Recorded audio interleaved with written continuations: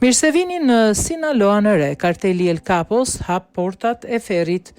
Një valë e dhune brutale ka përfshirë kryeqytetin e Sinaloas në Meksik, ku autoritetet zbuluan 4 trupa të varur nga një urë në dalje të qytetit, ndërsa kokat e tyre u gjetën në një qese plastike aty pranë. Në të njëjtën autostradë, policia zbuloi një furgon me 16 të tjerë, të gjithë meshkuj, me plag nga armë zjarri, një prej tyre pa kokë. Sipas prokurorëve të shtetit të Sinaloas, pranë trupave u la një shënim kërcënues që megjithse i pakuptueshëm, në pjesë të tij mbante mesazhin tronditës: mirë se vini në Sinaloa në re.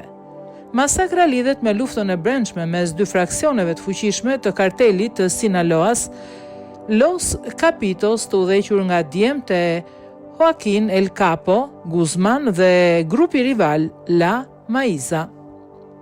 Që nga shtatori vitit kaluar, qyteti është kthyer në një arenë lufte pas rrëmbimit të një lideri të La Maizës nga një nga djemtë të El Capos dhe dorëzimit të tij tek autoritetet amerikane. Banorët jetojnë në frikën e përhershme. Trupat e pajet gjenden pothuajse çdo ditë. Bizneset mbyllën shkollat. Shkollat ndërpresin mësimin dhe të rinj të maskuar patrullojnë me motor në rrugët kryesore, në një përpjekje të dëshpëruar për të fituar luftën. Los Capitos janë bashkuar madje me ish armikun e tyre, kartelin e Jalisco Nueva Generación, duke i dhënë terrore në këmbim të armëve dhe parave.